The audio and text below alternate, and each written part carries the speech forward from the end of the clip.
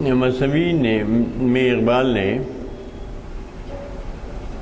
حریت اسلام کی شرح کی ہے اور حادثہ کربلا کے راز سے پردہ اٹھایا ہے، سر حادثہ کربلا۔ تو اس میں وہ کہتے ہیں سب سے پہلے اپنے دور پر ہی، جیسا کہ ان کا طریقہ ہے، عشق اور عقل کا موازنہ کرتے ہیں۔ پختہ ہوتی ہے اگر مصلحت اندیش ہو عقل، عشق ہو مصلحت اندیش تو ہے خام ابھی۔ وہی کہہ رہے ہیں کہ یہ جو ہے عشق عقل پیچا کے اسباب و علل میں گرفتار رہتا ہے، یعنی کاز نفٹ کے چکر میں پڑی رہتی ہے عقل، جبکہ عشق کے لیے وہ کہتے ہیں کہ وہ چوگاں باز میدان عمل میں وہ چوگاں لے کے نکل جاتا ہے۔ وہ اسباب علل کو نہیں ڈھونڈتا کہ یہ ہوگا تو کیا ہوگا، وہ ہوگا تو کیا ہوگا۔ عشق شاید از زور بازو افغنت، عشق کیا کرتا ہے کہ اپنے شکار کو اپنے زور بازو سے پکڑتا ہے۔ عشق شاید از زور بازو افغنت، عقل مکارست دامی میزنت۔ عقل جو ہے وہ مکاری دکھاتی ہے اور دام بچھاتی ہے، دام چھپا کے بچھا دیتی ہے۔ عقل مکارست دام میزن، عقل کا سرمایہ بیم و شک ہے، شک پر اس کی، اور خوف، بیم یعنی خوف اور شک میں گرفتار رہتی ہے عقل۔ عشق را عزم و یقین لا ینفک است، جبکہ عشق کے لیے عزم و یقین جو ہے وہ بھی یعنی لا ینفک رہتا ہے، اس میں کوئی شک کی گنجائش نہیں رہتی۔ وہ عقل جو تعمیر کرتی ہے تو اس لیے کرتی ہے کہ اس کو ویران کر دیا جائے۔ آ کنت تعمیر تا ویراں کنت، ای کنت ویراں کے آباداں کنت۔ اور عشق کیا کرتا ہے؟ ویران کرتا ہے، اس میں شک نہیں، لیکن وہ اس کو آباد بھی کرتا ہے۔ اس لیے ویران کرتا ہے تاکہ اس کو آباد کیا جائے۔ ای کنت ویراں کے آباداں کنت، عقل چوں بادس ارزاں رجاں۔ عقل جو ہے جہان میں بہت، عقل ہوا کی طرح ارزاں ہے ہر طرف، عقل کا ڈنکا ہر طرف پٹتا ہے اور ہر طرف یہ سمجھایا جاتا ہے کہ اب یوں کریں تو یوں ہوگا، یوں کریں تو یوں ہوگا۔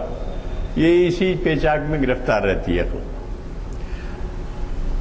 عشق کمیاب و بہائے ہو گراں، جبکہ عشق جو ہے کمیاب ہے اور اس کی قیمت بھی بہت گراں ہے۔ عشق محکم از آسان چون و چند، عشق جو ہوتا ہے عقل محکم از آسان چون و چند، چون و چند یعنی یوں ہوگا تو کیا ہوگا، وہ ہوگا تو کیا ہوگا، اس پر اس کی اساس ہوتی ہے، اس کی، اور اسی سے وہ محکم ہوتی ہے، طاقتور ہوتی ہے۔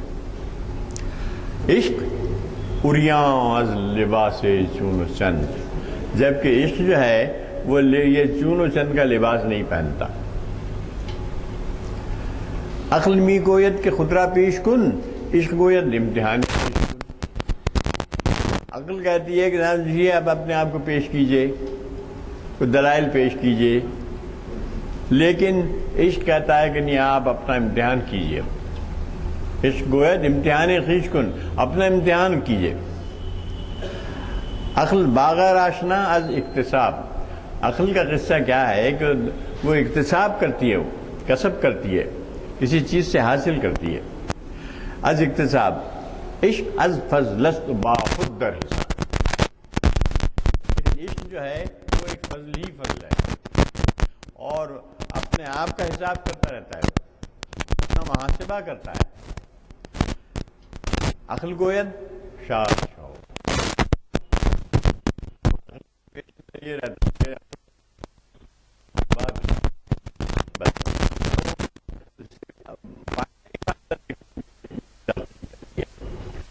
گوید بندہ شو،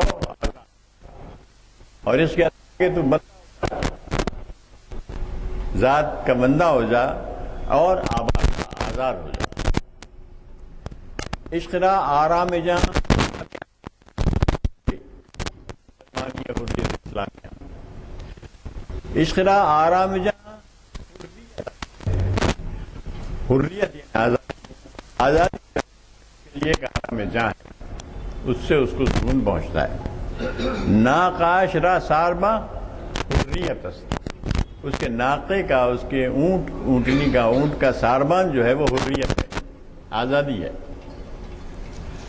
جبکہ آشنی دستی کے ہنگامے نبرد عشق با عقل ہوس پرور شکر۔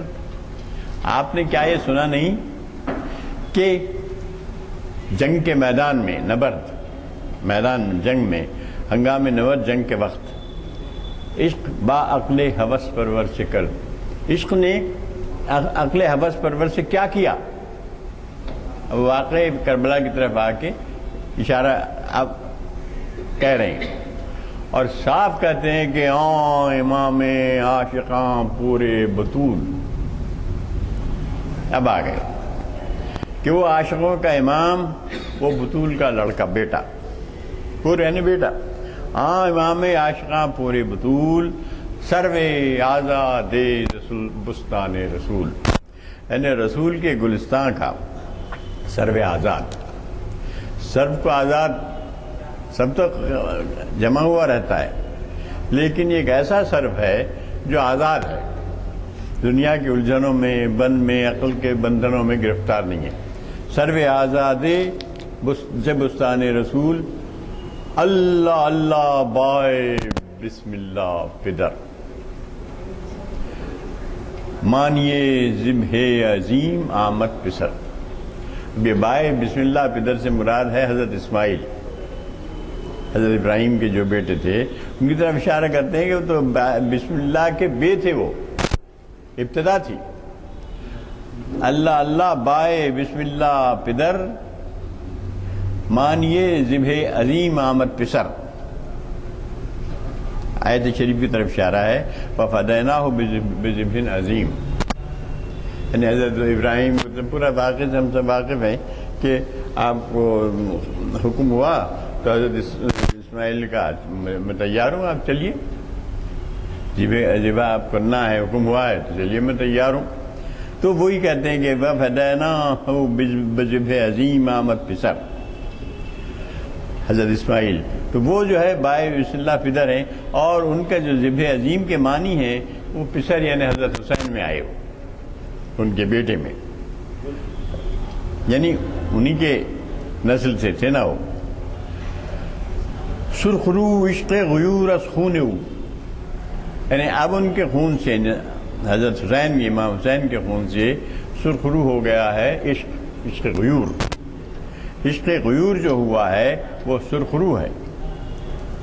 شوخی ای مصر از مضمون او، مصرے میں اگر شوخی آئی ہے تو اس مضمون سے آئی ہے، وہ مضمون یعنی شہادت کا مضمون۔ درمیان امتاں کہوا جناب، ہم جو حرف قل هو اللہ در کتاب۔ اب وہ دیکھیں تجوید دیتے ہیں سورہ اخلاص سے کہ امت کے درمیان میں وہ کہوا جناب، تو عظیم شخصیت، وہ کیا ہے؟ قل هو اللہ، جیسے کتاب میں سورہ قل هو اللہ ہے، اس کی طرح ہے امت میں ان کی حیثیت۔ اب یہ بڑا مشہور شعر ہے، موسیٰ و فرعون و شبیر و یزید، عید قوت از حیات آمد پدید۔ تو کہتے ہیں کہ یہ حیات، زندگی، ان دو قوتوں کو ابھارتی ہے، موسیٰ کے ساتھ فرعون کو اور شبیر کے ساتھ یزید کو۔ عید قوت از حیات آمد پدید، یہ ٹکراؤ جاری ہے اور ہمیشہ جاری ہے، یہ کسی نہ کسی شکل میں حق کا اور باطل کا ٹکراؤ چلتا رہتا ہے۔ زندہ حق از قوت شبیریت، لیکن جو حق ہے وہ شبیری کی وجہ سے زندہ ہے۔ زندہ حق از قوت شبیریت، باطل آخر داغ حسرت میریست، باطل کے لیے حسرت کا داغ ہے اور مر جانا ہے، ختم ہو جانا ہے۔ چون خلافت رشتہ از قرآن گسیخت، اب آ رہے ہو کہ جب خلافت نے قرآن سے رشتہ توڑ لیا. اب واقع میں ہم کہ یزید کو بنایا گیا معاویہ نے، حضرت معاویہ نے، جو اگرچہ کہتے ہیں کہ کاتب وحی تھے، سب تھے، لیکن قرآن سے رشتہ توڑ کر حریت را زہر اندر کام ریخت، لیکن حریت کے کام میں یعنی حلق میں یعنی وہ ڈال دیا، زہر ڈال دیا، زہر گھول دیا. خواستاں سر جلوے خیر الامم، خاص اٹھ گیا، اٹھ کھڑا ہوا. کون اٹھ کھڑا ہوا؟ وہ خیر الامم یعنی نبی کریم صلی اللہ علیہ وسلم. ان سر جلوے چون صحابی قبلہ باراں در قدم، جیسے قبلے کے اوپر سے جو جیسے ابر اٹھ کر آتا ہے ویسے جو ہے آپ اٹھے. اور کیسے اٹھے؟ بر زمین کربلا بارید و رفت، زمین کربلا پر وہ ابر جو تھا وہ برس گیا اور چلا گیا. لال در ویرانہا کارید و رفت، اور ویرانے میں لالا کو بو دیا. لالا ایک خوبصورت پھول ہوتا ہے، لالے کے بار بار اقبال لالے کا حوالہ دیتے ہیں. در ویرانہا کارید و رفت تا قیامت قط استبداد کرد، موج خون او چمن ایجاد کرد.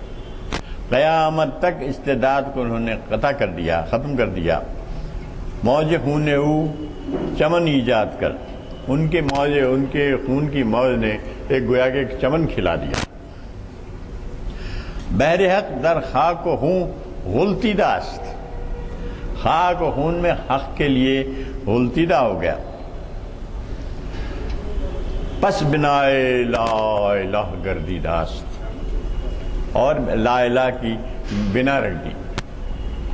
وہ مشہور روائی ہے نا حضرت خواجہ معین الدین چشتی کی، شاہ است حسین، بادشاہ است حسین، دیں است حسین، دیں پناہ است حسین، سرداد و نداد دست در دست یزید.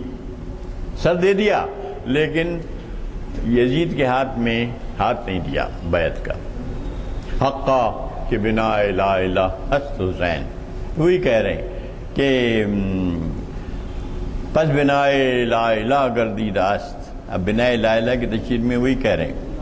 اقبال نے ربائی کوٹ کی ہے، حقا کہ خواجہ معین الدین چشتی کی، حقا کہ بنا لا الہ است حسین.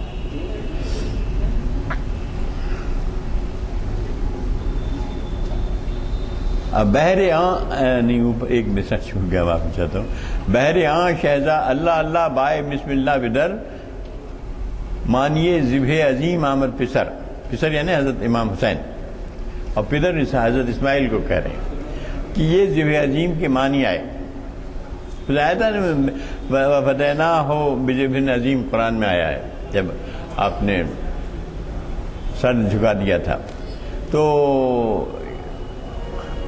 اس کے لیے تو وہ کہتے ہیں کہ بحریاں شہزادہ خیر الملل، یعنی ملتوں کے اس کے لیے جو خیر الملل ہے وہ شہزادہ یعنی امام حسین.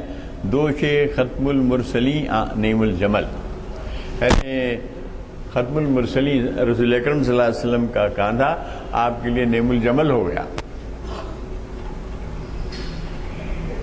انیس نے اچھا باندھا ہے اس واقعے کو، بہت سادہ الفاظ میں. انیس نے کہا ہے کہ واقعہ بیان کیا ہے کہ آپ وہ کر رہے تھے، حضرت امام حسین چھوٹے تھے اور روتے تھے اور ضد میں آ جاتے تھے کہ اونٹ پہ بیٹھیں گے. اونٹ تھا نہیں اویلیبل اس وقت، تو اس کو کہتے ہیں تو آپ نے کیا کیا، اپنے دوش پہ بٹھا لیا آپ کو. تو وہ نعیم الجمل کہہ رہے ہیں. دیکھیے دوش ختم المرسلی نعیم الجمل، یعنی ختم المرسلی کا جو دوش تھا وہ آپ کا نعیم البدل ہو گیا، نعیم الجمل یہ اونٹ کا بدل ہو گیا. تو اس نے کہا، انیس نے باندھا ہے اس پورے واقعے کو، جب روٹتے ہیں آپ تو مشکل سے منتے ہیں. نبی کریم صلی اللہ علیہ وسلم فرماتے ہیں ان سے، حضرت حسین سے، جب چھوٹے بچے تھے، جب روٹتے ہیں بچے تو ضد میں آتے ہیں تو رونا شروع کرتے ہیں، ضد کرتے ہیں.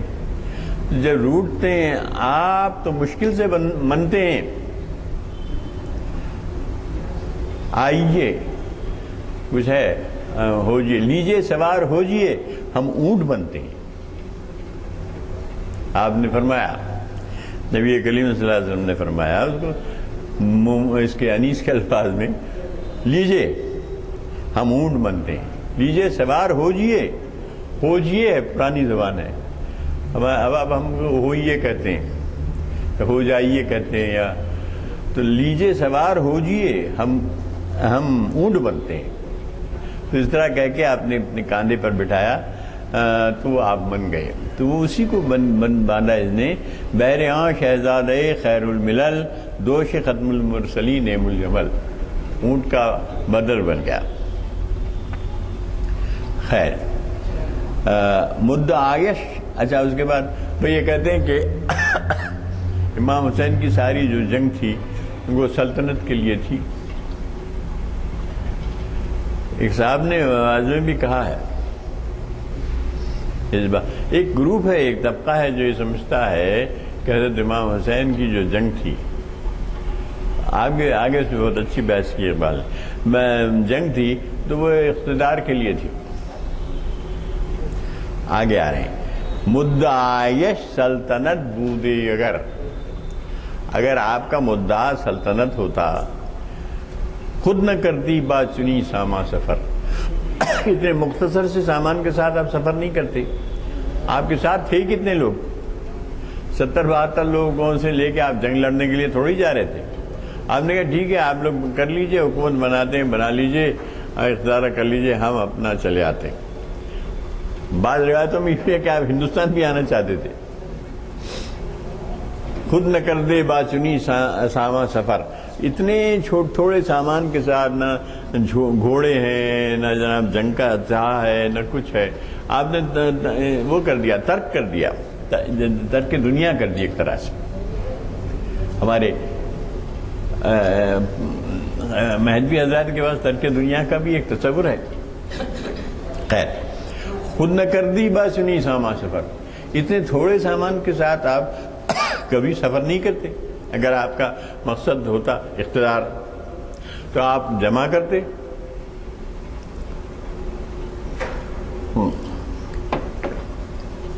ہمارے پاس بھی جمع کیا گیا نا اقتدار حاصل کرنے کے لیے، بہت پاپڑ بیلنے پڑے. آپ نے کوئی پاپڑ نہیں بیلے. تو اس کا مثال وہ دیتے ہیں، دشمنا چوں ریگ صحرا لا تعد. آپ کے دشمن جو تھے وہ صحرا کی ریت کی طرح لا تعداد. دشمنا چوں ریگ صحرا لا تعد، دوستانے او بیزداں ہم مدد. جبکہ آپ کے دوست تھے، ساتھی تھے، وہ یزداں کے ہم مدد تھے. کیسا نکالا ہے بھائی، 72 لوگ تھے تو یزداں کے اعداد بھی 72 ہوتے ہیں. نکالا ہے اس اقبال نے. دوستانے او بیزداں ہم مدد، سر ابراہیم و اسماعیل بود، یعنی یہاں اجمال را تفصیل بود. وہاں تو ایسا ہوا کہ جو دمبا آ گیا وہ ذبح ہو گیا، حضرت اسماعیل کو ذبح ہونا نہیں پڑا. لیکن یہاں تو آپ کی ذبح عظیم ہو گیا. آپ کا سر ابراہیم و اسماعیل بود، یعنی اجمال را تفصیل بود. اس اجمال کی تفصیل ہو گئی آپ کی واقعی شہادت. عزم اوج. اچھا اتنا سب فوج سے، یہ سارا سامان تھا، بہت بڑی فوج کا مقابلہ تھا، لیکن آپ ڈٹے رہے، سرنڈر نہیں کیا آپ نے. یہ ایک اہم بات ہے.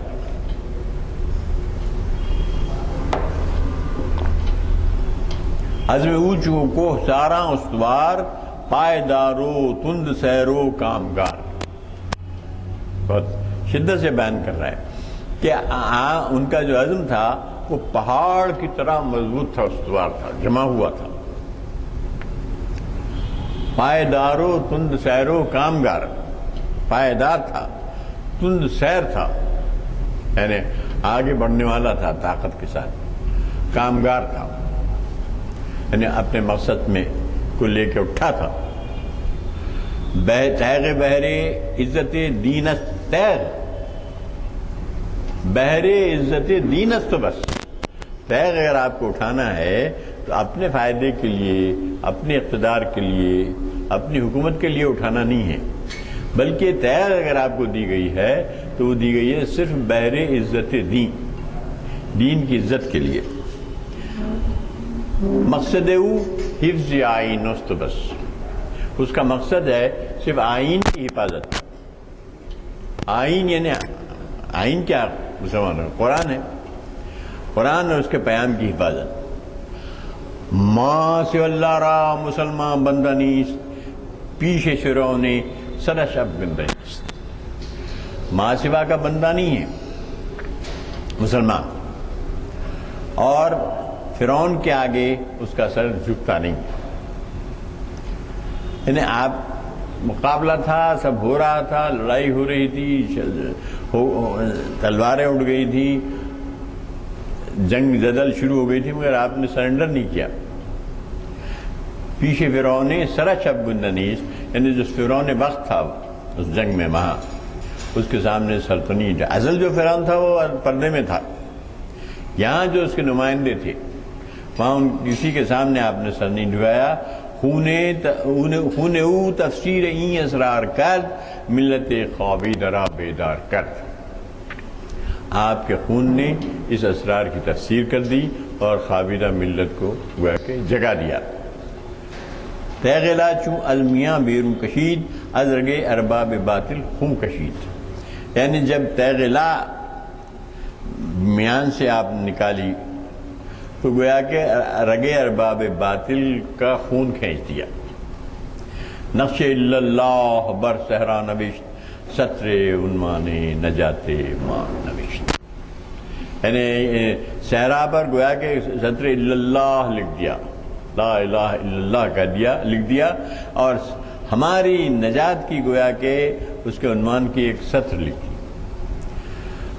اب کہہ رہے ہیں کہ رمز قرآن وز حسین آموختے، ذات شعو شولہا اندوختے۔ ہم نے رمز قرآن حسین سے سیکھا ہے اور اس کی آنکھ سے ہم نے شعلہ روشن کیا ہے اپنا۔ شوکت شام و فرے بغداد رفت، اب تو بالکل ہی رفت ہے۔ آج کل تو شام اور بغداد کی جو کیا یہ دونوں اشارے بڑے عجیب ہیں، یہ دونوں شوکت شام و فرے بغداد، آج کل تو یہی ہو رہا ہے۔ آج کل تو اب تک تاریخ میں اتنا شوکت شام و فرے بغداد نہیں ہوئی تھی جتنی اب ہو رہی ہے۔ شوکت شام و فرے بغداد رفت، ستوت غرناطہ حمد یاد رفت۔ غرناطہ اسپین میں تو اس کی ستوت ختم ہو گئی، اسی وقت ختم ہو چکی تھی، ستوت تو ختم ہو گئی تھی، بلڈنگیں باقی رہ گئی تھی، ہیں وہ اب تک بھی ہیں، لیکن یہ ختم ہو گئی۔ شوکت شام و فرے بغداد رفت، تارما زخمش لرزہ ہنوز۔ لیکن ان کے زخمے سے، زخمہ جو ہوتا ہے نا یہاں انگلیاں پہنتے ہیں اور اسے تار کو چھیڑتے ہیں، تارما از زخمش لرزہ ہنوز، اب تک لرز رہا ہے۔ تازہ از تکبیر او ایمان ہنوز، اس کی تکبیر سے ہمارا ایمان ابھی تک تازہ ہے۔ اے صبا اے پے کے دور افتادگاں، اب اخیر میں وہ اشک بہاتے ہیں۔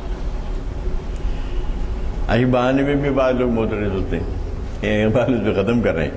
اے صبا اے پے کے دور افتادگاں، اے دور کے پیام پہنچانے والے، ہم جیسے دور پڑے ہوئے لوگوں کا پیام پہنچانے والی ہے۔ اے صبا اشک ماں بر خاک پاک او رساں، ہمارے اشک اس کی خاک پاک پر پہنچا دیں گے۔ الحمدللہ۔ تو یہ گویا کہ یہ بہت اہم نظم ہے، ترمانی حریت اسلامیہ اور سر حادثہ کربلا۔ تو اس میں اقبال نے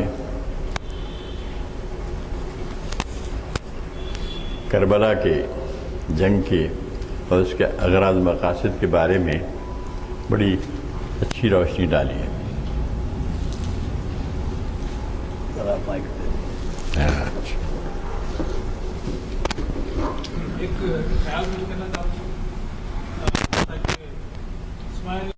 ایک بہت دلچسپ سوال ہے، اٹھتا ہے. ذرا سب سوال نہیں سنے آپ، سوال تو ہاں بھائی، آپ سوال یہ کریں کہ حضرت اسماعیل علیہ السلام کے لیے تو دمبا آ گیا، لیکن حضرت امام حسین کے لیے جو پیغمبر اکرم صلی اللہ علیہ وسلم کے نواسے تھے، ان کے جب ذبح عظیم ہوا اس وقت کوئی دمبا وغیرہ نہیں آیا، یہیں سے بولے زویس تھے. تو میں آپ کو بتاؤں کہ یہ سوال ایک زمانے میں یہ لوگ کرتے تھے مجادلے، اور یہ جو کرسچین مشنریز تھے، تو شاہ عبدالعزیز، تو شاہ محدث دہلوی کی فرزند. کون محدث دہلوی؟ ہاں جی، شاہ ولی اللہ نام ہے. شاہ ولی اللہ محدث دہلوی کے بہت بڑا مقام، ان کے فرزند تھے شاہ عبدالعزیز. تو ایک کرسچین مشنری نے سوال کیا تھا کہ جناب وہ اسماعیل کے لیے تو دمبا آ گیا اور آپ کے پیغمبر کے نواسے کے لیے کچھ نہیں آیا، کیا ہے اس کا راز؟ تو انہوں نے کہا میاں، ان کی طبیعت میں مزاح بھی تھا حضرت شاہ عبدالعزیز کی. انہوں نے کہا کہ دیکھیے، اس میں مزاح تو نہیں ہے، اور بہت سے ان کے مزاح کے قصے ہیں. تو انہوں نے کہا کہ دیکھیے، اس میں شک نہیں کہ جب حضرت اسماعیل کی ذبح ہو رہی تھی تو اس وقت جو ہے کچھ نہیں ہوا، وہ دمبا آ گیا اور وہ بچا لیے گئے، اور اس وقت امام حسین کے وقت کوئی نہیں آیا. صحیح کریں آپ. لیکن میں یہ آپ سے پوچھنا چاہتا ہوں کہ حضرت عیسیٰ علیہ السلام جو خدا کے بیٹے ہیں، آپ کے خیال میں جب ان کو وہاں پہ کھینچا گیا سولی پر، تو وہاں کیا ہوا؟ وہاں کیوں خدا نے بیچ میں دخل اندازی نہیں کی اور وہ سولی پہ کھینچ دیے گئے؟ آپ کے عقیدے کے مطابق قرآن کہتا ہے کہ ان کو اٹھا لیا گیا، تو آپ کے عقیدے کے مطابق تو سولی پہ کھینچ گئے. خدا کا بیٹا جہاں ہو رہا ہے تو پیغمبر کے نواسے کی کیا ہے؟ السلام علیکم حضرات. آپ نے ایک پرمغز اور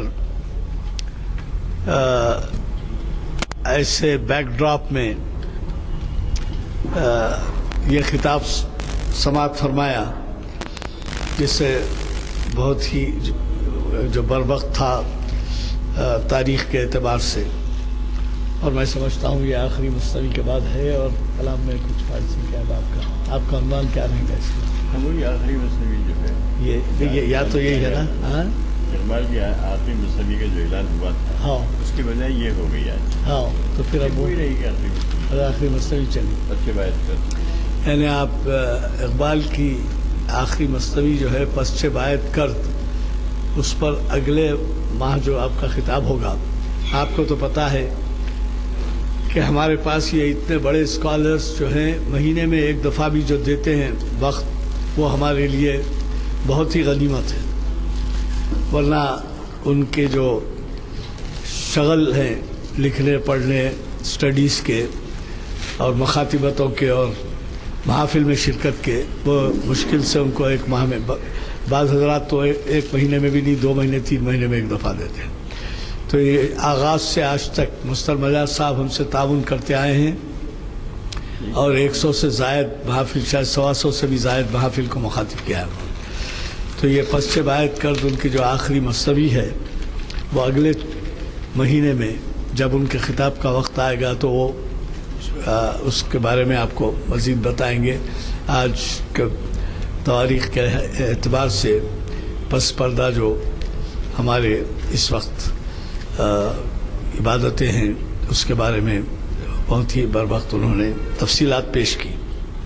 دوسری بات یہ ہے کہ ہمارے اگلے پروگرام جو آپ کے ہاتھ میں ہیں، جنہیں اعلامی ہیں، تو وہ جو ہے جمعہ میں ہمارے پاس خطاب ہے حافظ و مفتی محمد محمد ہلال اعظمی صاحب کا، اور پھر اس کے بعد ہے ڈاکٹر میر اکبر علی افتخاری، تاریخ محرم کی اہمیت تاریخ کی روشنی میں. یہ تاریخ اسلام کا 665واں لیکچر ہفتے کے دن یعنی 8 نومبر کو بعد نماز عصر یہاں منعقد ہوگا۔ اسی طرح سے خرید و فروخت کی شرعی احکام، یہ جو ہے مفتی عبد المعین اظہر قاسمی شریعت انفارمیشن سروس کی 556ویں نشست پیر بعد نماز عصر 10 نومبر کو اسی مقام پر مخاطب فرمائیں گے۔ اور پھر اقبال کی ایک نظم کا تجزیہ آپ کے جان پہچانے اسکالر جناب سید امتیاز الدین صاحب محفل اقبال شناسی کی 779واں لیکچر کو مخاطب کریں گے، یعنی اگلے چہارشنبے کو۔ یہ 12 نومبر کو ہے اور چہارشنبے کے دن ہے۔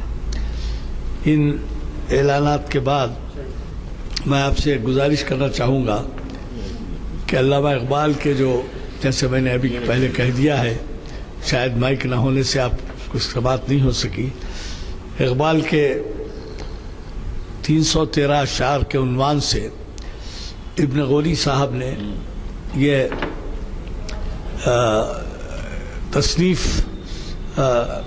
کی ہے، اور ان کے کئی تصانیف مختلف عنوانات سے آئے ہیں۔ وہ بڑا قیمتی وقت اپنا نکالتے ہیں اور آپ کی خدمت میں ایسے جواہر پارے پیش کرتے ہیں جن کو آپ پڑھ کر بہت محظوظ ہوں گے۔ اگر اقبال کے کلام کی تفصیل سے پڑھنے کا آپ کو موقع نہیں ہے تو کم از کم اس کتاب کو لیجئے جس میں چنندہ اشعار ہیں، اور یہ بھی کوشش کیجئے کہ اسے سمجھیں، اور نہ سمجھ میں آئے تو آپس میں ایک دوسرے سے سمجھنے کی کوشش کریں، کیونکہ ان کے کلام میں یہ ایسے کلام کے بارے میں اشعار لکھے گئے ہیں جن کا تعلق قرآن، حدیث اور تاریخ اسلام سے ہے۔ یہ وہ اقبال کا اور بھی کلام ہے، سارے جہاں سے اچھا ہندوستان ہمارا، یہ کوئی دینی اس کے سلسلے کا نہیں ہے، قرآن، حدیث اور وغیرہ یہ تمام چیزوں سے۔ اسی طریقے سے کوہ ہمالیہ پہ ہے، جگنو پہ ہے، کئی چیزوں پہ ہے۔ خیر اس سے سبق ملتے ہیں ہم کو، بہت سی باتیں ایسی ہیں جس میں اسلامی جو کچھ بھی دنیا کی اہمیت ہے، درس ہیں، وہ ملتے ہیں۔ لیکن یہ اشعار ضرور پڑھیے، نہ صرف یہ لے جائیے بلکہ اپنے بچوں کو بھی بتائیے اور تحفوں کے طور پہ دیجیے۔ میرے خیال میں ایسے تصانیف کی ہمت افزائی ہونی چاہیے۔ اب آپ اس سے اندازہ لگائیے کہ یہ کتاب 30 روپے میں دے رہے ہو جبکہ وہ 50 روپے بازار کی قیمت ہے، تو اس میں آپ ضرور خریدیے، ایک سے زائد خریدیے اور اپنے اپنے حلقوں میں دیجیے، یہ ان کی ہمت افزائی ہوگی۔ میں مخرج صاحب سے دعا کی گزارش کرتا ہوں۔ دونوں کو پکڑنا تو اس کا ہے نا،